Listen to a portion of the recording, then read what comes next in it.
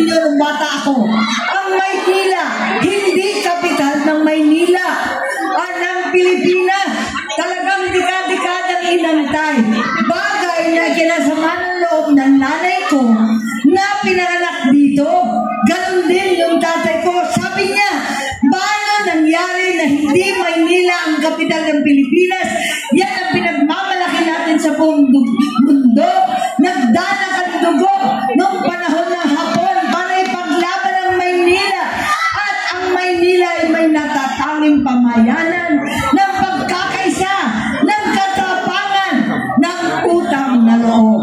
Kaya noong 1976 po, matapos ang halos 3 dekada, na ibalik sa Maynila ang kapital ng ating bansa. Tama yan! Pagkat dito, akikita ang katapangan na natatangi sa bawat Pilipino. At si Yorme Isko ang siyang tunay na bagong bayani. Pinaglaban at linabanan ang kahirapan at nagsumikap. Naglaban at linabanan ang kamangmahan at nag-aral ng puspusan.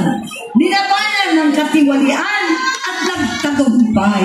Tunay nga na siya ay tunay na batang Maynila. Tuwan-tuwa po akong makapiling kayo pagkat alam po natin na itong tapang, itong kikisama ng Maynila ang siyang dadalhin ko muli sa Senado para sa inyong lahat. Hango ng Maynila ang ating makasaysayang lungsod.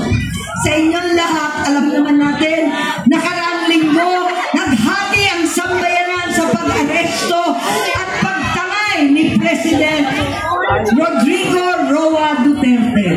Nakiyakan ng marami at matindi ang emosyon. Ang nangyari, ako'y naglunsad ng investigasyon at natuklasan ng napakaraming irregularidad. Hindi ko na kinaya na sumama sa alyansa ng administrasyon. Kaya naghanda na po ako. Mga kampanya akong mag-isa, pinto-pinto, kamay-kamay, tao-tao. Pero dito sa Maynila, hinakap ako ng inyong mga konsehal, ng ating kongresista, higit sa lahat ni Vice Mayor Chi at ni Mayor Isko. Maraming salamat at talaga naman tatanawin ko to habang buhay. Alam po ninyo si Tatay Digong, si Yorme Isko at ako, lahat kami nag-umpisa sa lokal. Sa lokal na pamunuan kung saan matindi ang tenga namin makarinig ng kalam ng sikmura kesa sa pardagulan ng politika. Matindi at malakas ang boses namin sa pagtanggol ng mahihirap kesa sigawan ng walang katapusang bardagulan. Kaya eto, sanay po kami sa agarang solusyon, tunay na aksyon. Alam ko na marami rito ang ating mga solo parents. Sino rito? Ang mga tanay, natay, nag-iisa, walang sustento, kumakayod. Sabay-sabay po tayo. Tulungan natin ang mga solo mami pagkat nahihirapan na. Walang tiyempo sa sarili. Walang tiyempo, takbo ng takbo sa anak at hanap buhay. Walang datum, kulang ang pera at mag-isang kumakayod. Higit sa lahat, walang love life at wala rin jowa. Kaya bigyan po natin ang sustento ang solo parents, nabigyan na natin ang discount, tuloy-tuloy pa natin ang tulong sa kanila. Ganon din ang ating PWD, ganon din ang lahat ng kinakailangan natin. Alam ninyo, sino rito ang lolo at lola na? 60 and above. Magtapat, aminin. Ayan. Tulungan po natin at bigyan natin ng tulong ang bawat lolang umaruga at umalaka sa atin. Sadyang binigyan na natin ng social pension. 1,000 kada buwan para sa kanilang gamot, pagkain at iba pa. Napalawak Parliamentarians Act. Dahil dati, yung 100 taon lang ang makakatanggap ng regalo. Iilan lang naman na makakaabot ng 100 taon. Ngayon, may regalo na ang 80 years old, 85, 90, 95, 10,000 pesos. Parawakin pa natin yan.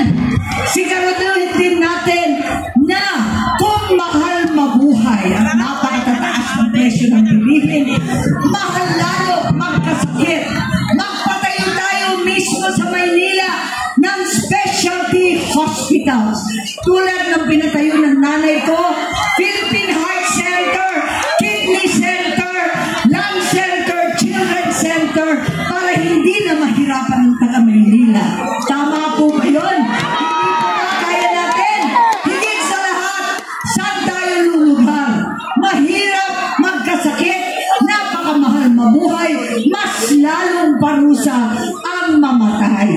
Naku po, ang libreng-libing po ay aking batas at sinisigurado natin na yung mga namatayan, nagluluksa, na nag-iiyakan, problema pa sa pagbayad ng kanilang libing. Tulungan po natin lahat yan. Napakasimple ng pangarap ng Pilipino. Bayad at simple lamang sa pagkain, bahay kahit papano, at mga anak na nakakapag-aral at may matatakbuhan sa araw ng kapangangailangan.